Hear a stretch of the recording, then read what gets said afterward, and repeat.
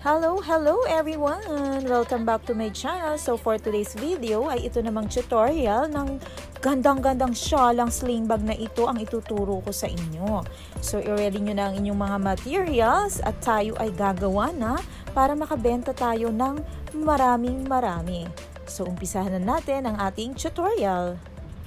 Materials, 12-ply polyester. Pwede kayong gumamit ng 10-ply pero gumamit po kayo ng 2.5 mm hook instead of 3 mm. So for 12-ply, kailangan ay 3 mm yung partner na hook.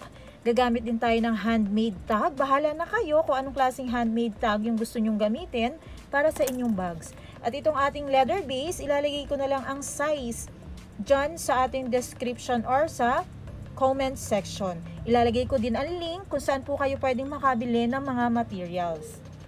At ang pinaka-importante sa lahat, itong ating metal frame, size 10.5 cm.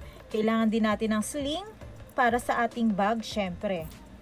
140 grams lang po yung nagamit ko, mga sis. So, para naman sa selling price, ang presyo ko neto ay 600 pesos maybe, hindi pa ako sure.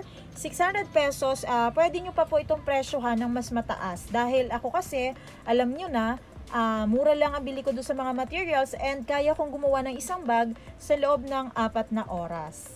Sukat ng bag, isama natin yung frame, 7.5 inches mga kapatid, yun yung height niya. So yung kanyang lapad, ayan, 6.5.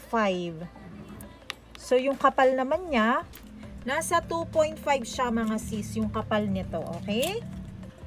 Mag-umpisa tayo dito sa part na to. So, syempre, gawa muna tayo ng slip knot as usual. Napaka-easy lang naman ang slip knot na iyan. So, habaan muna natin yung loop. And then, itusok natin yung ating hook dito sa bandang gitna. And then, dito natin idaan yung yarn natin sa ilalim. Syempre, kunin ang hook at idaan sa butas. Okay, dito sa part na to, dito natin hihigpitan yung loop na ginawa natin. So, ihilahin lang naman natin siya dito sa bandang likod. Ayan. And then, mag-start tayo ng long single crochet. So, ito yung ating, dito natin inattach yung yarn natin. So, ito na yung ating first long single crochet. Lalagyan natin ng isa pang single crochet dito sa same hole. Okay, so ingat na lamang po sa pagtusok ng hook sa ating leather base. Huwag nyo masyadong puwersahin para hindi lumaki yung butas. So ayan, ganyan lang naman siya. So ito yung starting natin. Ito yung 1 single crochet natin. Dito sa corner stitch, gagawa tayo ng 4 long single crochet. So pwede natin iwanan na lamang dito yung tail mamaya.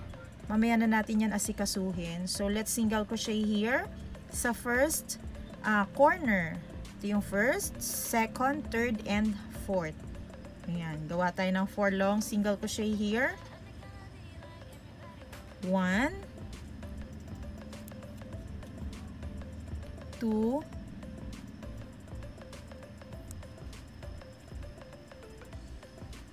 3, and 4.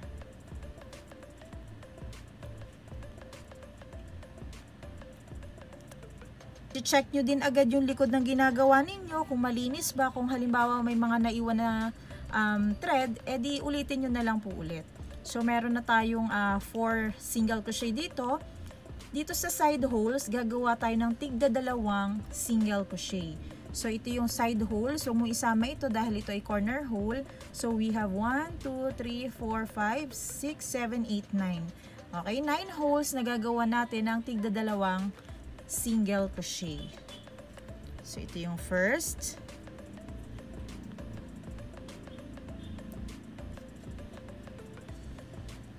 Ayan, first hole, 2 single crochet. Ganon din ang gagawin natin do sa mga susunod na hole hanggang sa makarating tayo do sa corner. Ayan.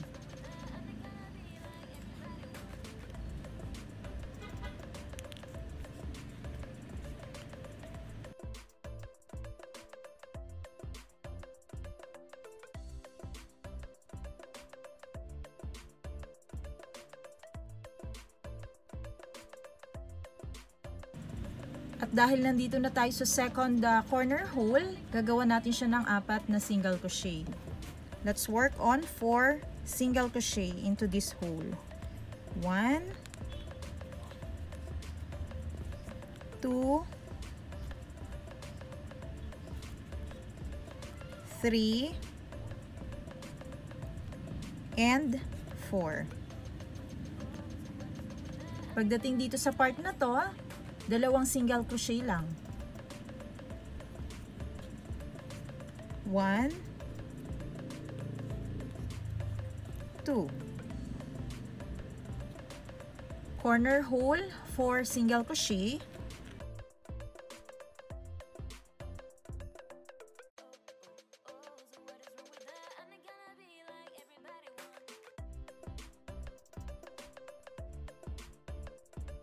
Ayan. So, dito sa susunod na 9 holes, mga kapatid, 9 holes. 1, 2, 3, 4, 5, 6, 7, 8, 9. Maiiwan yung isang hole kasi 4 single crochet yan. And then, dito sa side holes na to, tigda 2 lamang po. Okay? So, hindi ko na papakita ng buo. Gawin nyo na lamang po siya, tigda 2. Pakita ko lang itong susunod na hole. Ayan. Then, after that, magkita-kita na po tayo dito sa etong part na to. Ito na yung last hole natin. Let's work on 4 single crochet dito. 1, 2,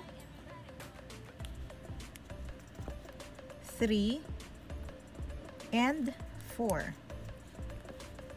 Yan. 4 na yan, di ba? After that, ito na yung susunod na gagawin natin. Magsi-single crochet tayo dito sa stitch na to. Okay? Gawa tayo ng isang single crochet dyan.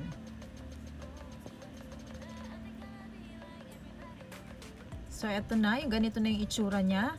Dito sa susunod na stitch na to, gawa ulit tayo ng 1 single crochet.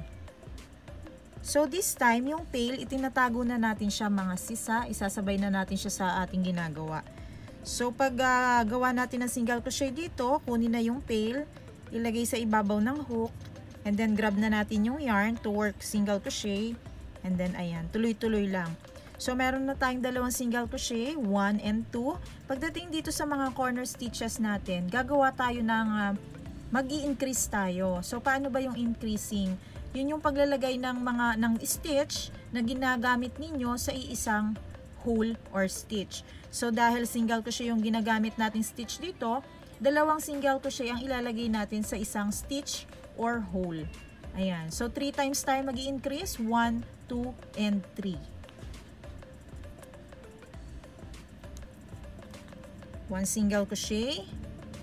And 1 more single crochet into the same stitch dahil increasing nga yun. And then, next one, increasing pa din. 1 and 1 more single crochet. Okay, last set of increasing dito sa first corner natin. 1 and 2. Ayan. So, pagdating na rito sa susunod na stitch, hanggang dito, 1 single crochet lamang tayo. Okay? 1, 2, 3, 4,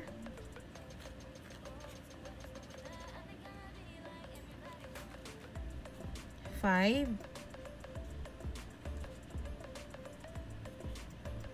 6, 7, 8, 9, 10, 11, 12, 13, 14,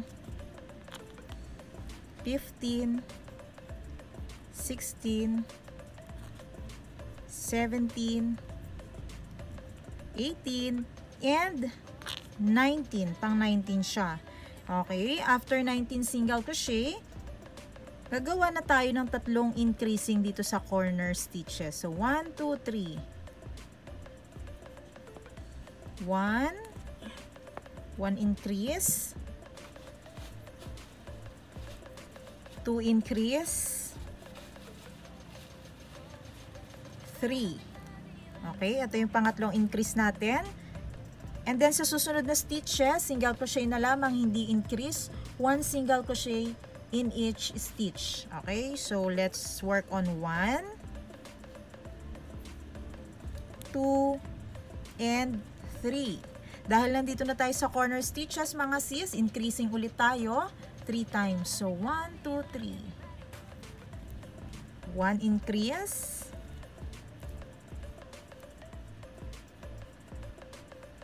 2, and 3.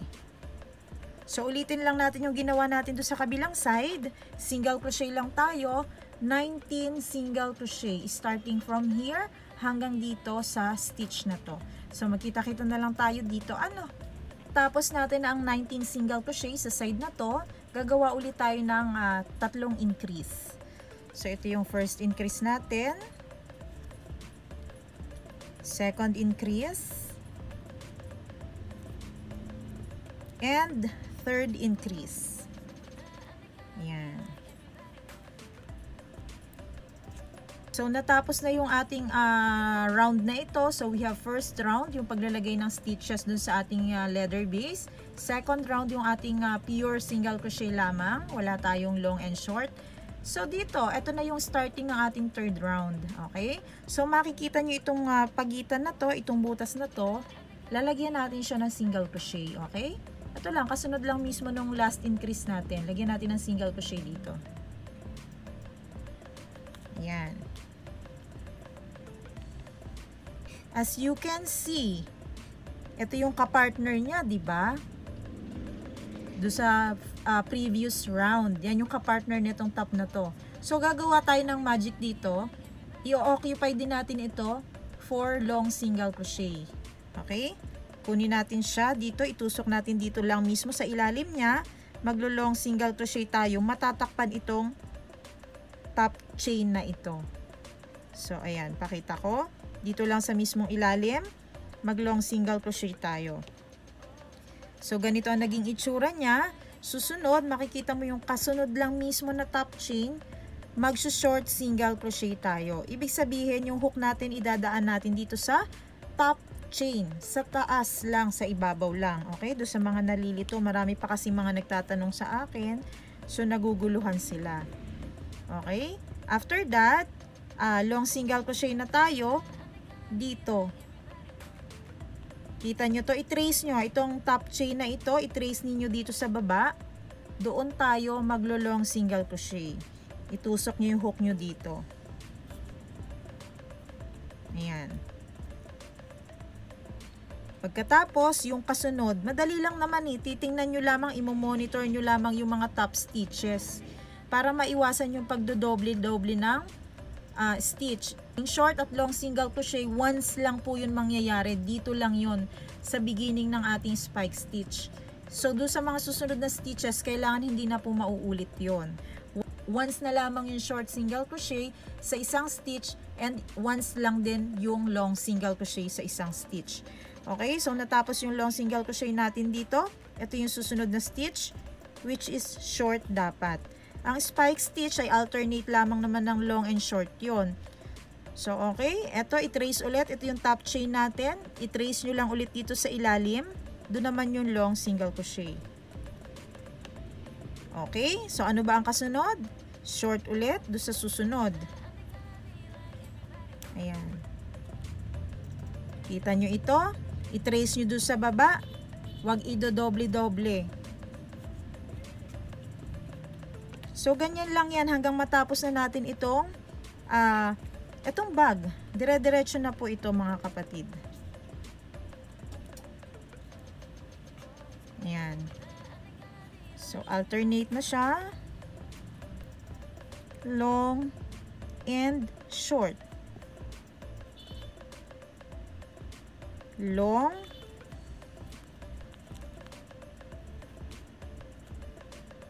and short. Ayan.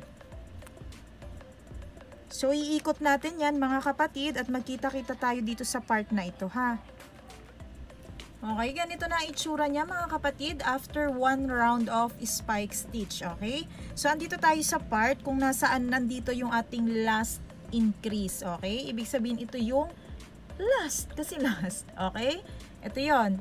As you can see, dalawang single crochet sa isang butas. Okay, at dahil natapos tayo dito sa short single crochet, dito gagawa natin siya ng long single crochet here. So, nakita nyo, increasing yan. So, dapat doon sa part ng increasing ng single crochet natin, nakalagay ang 1 long single crochet and 1 short single crochet. So, natapos tayo sa long single crochet. Ito na yung kasunod natin, short single crochet. Dito. Ayan. And then, ito na yung ating part ng joining. Kung matatandaan ninyo, yung single crochet sa joining part natin kanina, gagawa natin siya ng long single crochet. Okay? I-occupy natin yung buong single crochet na yan. Okay? So here, next stitch, short single crochet. So natapos, dito na nagtapos yung ating first round of spike stitch. But since continuous stitch tayo, wala tayong gagawing slip stitch dito. Magtutuloy-tuloy tayo. Natapos tayo dito sa short single crochet, long single crochet na dun sa kasunod.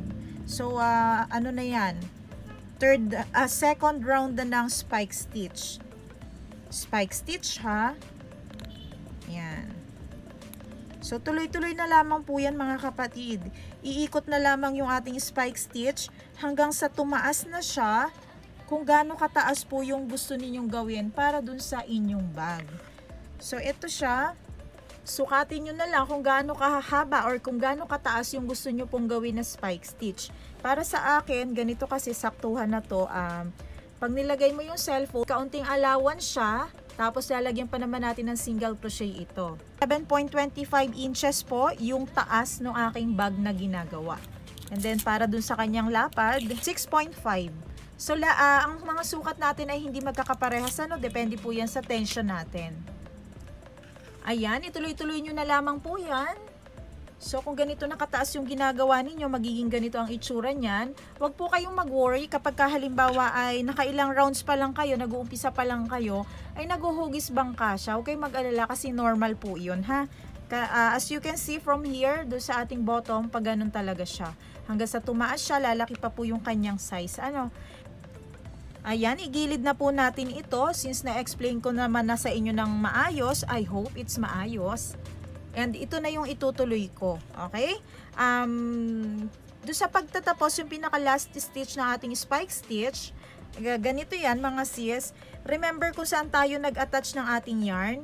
Kung saan tayo nag-start ng ating stitches, lagyan nyo na lang po ng stitch marker kung malituhin kayo.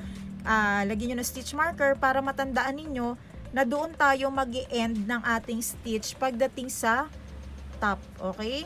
So ito, from here, kung saan tayo nag-attach, ulitin ko, dun tayo mag-i-end ng ating spike stitch at mag-i-start na po tayo dito ng single crochet lamang. Okay. 1 round of single crochet lang naman po dito sa part na ito. Ayan, mag-start na tayo ng single crochet. Paikot lamang ito. Ayan, ganyan lang naman siya, single crochet. Okay? So, magkita-kita po tayo kapag nakarating na tayo dito sa last long single crochet natin. Yung ating last single crochet mga sis, dito sa taas ng ating last long single crochet, ng spike stitch. Ayan. So, pwede naman natin itong slip stitch dito. 1. And slip stitch pa natin dito. Ayan. So after that, ikat na lang natin yung yarn natin, haba-habaan para mas maayos na maitago yung ating tail. Ayan, tapos tago nyo na lang po itong tail, hindi ko na ipapakita dito. Ayan, after natin siya magawa mga kapatid, ilalagay na lang natin yung frame. So make sure na mai-center natin yung paglalagay ng ating frame. So madali lang naman ito. Yes, lahat madali, walang mahirap. So make sure na mai-fold mo siya. Fold mo siya ng yan, kailangan straight dito, pantay yung pagkaka-fold dito. Dito pa lang sa bandang baba, alamin mo na kung maayos pa yung pagkaka-fold mo. Hindi naman na kailangan talaga i-fold tong part na ito, pinapakita ko lang para make sure na may i-center ninyo. Tapos yan, hagugin mo siya ganyan sa taas. Kapag okay na, i-shoot na natin to sa frame. Yan. Hindi na natin siya kailangan isuot doon sa ano ha, doon sa dito. Wag na. Ipapantay lang natin siya. Basta mapantay lang natin yung ating bag. Mai-ano natin siya, maibukan natin ng ganito. Slowly. Yan, and then doon sa kabila. Ganito lang magiging itsura niyan mga sis, isuswak lang natin dito sa frame. So, may mga magtatanong, ma'am, paano kapag malaki po yung yung bag kesa dun sa frame? Ngayon, ang gagawin mo, just make sure na straight talaga siya bago mo siya itahi, okay? Okay, straight siya para hindi tabingi. Ngayon, yung mga sobra po ng size ng ating mga bag, dito nyo ilalagay sa bandang gilid. Dito sa part na to. Ayan.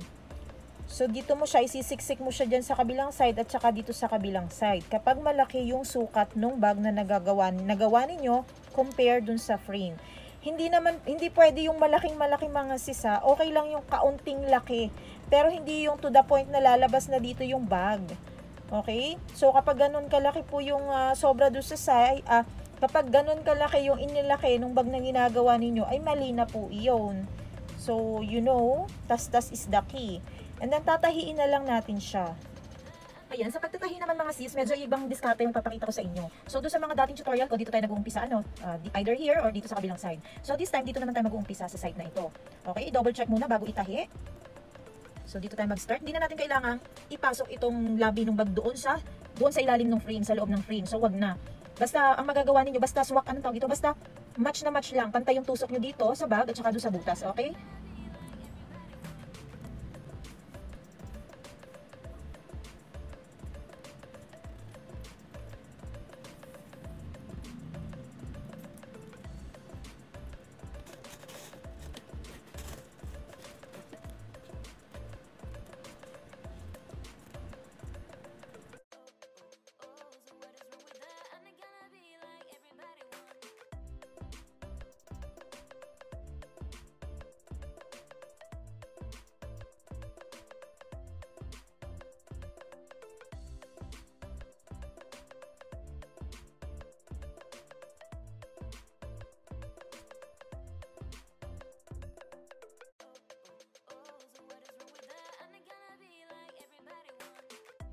So, ayun, ganun po yung diskarte natin ngayon sa pagtatahi. Basta kapantay siya dyan, at habang tinatahi ninyo, pwede nyo na siyang dahan-dahaning ilusot ng ganun, okay ha? Ayan. So, hindi ko na ipapakita yung kabuuan ng pagtatahi nito at baka maubos naman yung phone memory ko. Ganun lang. This time naman, itong frame natin, mas malaki po yung mas malaki yung space niya, yung lagayan niya ng ito yung loob na yan, yung gap na yan, ano bang tawag dyan? So, ayan mga sis, tahiin nyo na ang inyong mga frames. Ganun lang din naman ang diskarte sa pagtatahi. So, napaka-easy lang. At magkita-kita po tayo kapag syempre, tapos nyo nang tahiin ang inyong mga bags. Sadan! Ayan, tapos na natin siyang tahiin, mga kapatid. Ganun lang kasimple ang pattern na to, mga sis. So, sarado natin. Ayan. Lagyan na lang natin siya ng handmade tag. Ayan, napakadali lang ilagay nito kasi itutusok lang natin siya. So, pantayin mo siya bago mo siya ilagay. Hanapin mo yung pinaka-center at kung saang part mo siya gustong ilagay. So, dito maganda. Ayan, itutusok lang natin siya. Hanapin mo lang yung kung saan mo siya maitusok na maayos. So, natin to. So, ayan, tingnan mo lang kung nakapantay ba, ayos ba ang pwesto ng iyong handmade tag. At pagkatapos, saka mo na ilalagay yung lock sa likod. Madali lang naman yan. Ilalagay mo, slot mo lang siyang ganyan. And then, saka mo i-bend yung tusok niya. Ayan, nalaglag. Di ko na ipapakita. Basta ilagay nyo lang and then bend nyo lang siya pa ganun. Ayan, sa paglalagay ng metal tags mga sis, hindi ko muna finifix, hindi ko muna siya fina-flat. Kasi kailangan i-display ko muna ito. Tingnan ko muna kung straight ba or naka-center yung paglalagay ko ng handmade tags. Ayan. So, kailangan i-sure muna natin bago natin i-flat para hindi tayo mahirapan sa pagtatanggal. Ayan. So, lagyan na lang natin siya ng sling. Mga sis, ang recommended ko na sling para dito sa bag na to, yung ganito lang kaninipis yung hook. Kasi kung mga ganito kakapal, hindi siya pumapasok. So let's say this one ang gagamitin natin, makapal siya. So hindi siya pasok dito, nahihirapan. Ayan. Pasok siya pero hindi masyadong gumagalaw. So ayan, kung makakabili kayo ng mas maliit pa, edi go. Pero ito katulad nito, ito nga yung maganda at mukhang matibay naman siya. Ayan. So ilagay natin yung cellphone. Sadan! Diba? Kasyang-kasya ang cellphone, pwede pang lagyan ng wallet, manipis na wallet, or pwede pang lagyan ng lip tint at saka ng press powder. So ayan, sana naman ay makagawa kayo ng maganda at makabenta ng mas marami. Ayan, maraming salamat po sa inyong panonood. Kung may mga katanungan kayo, ay i-comment nyo na lamang dyan sa baba sa comment section at aking sasagutin. Ayan, salamat po sa panonood. Bye bye.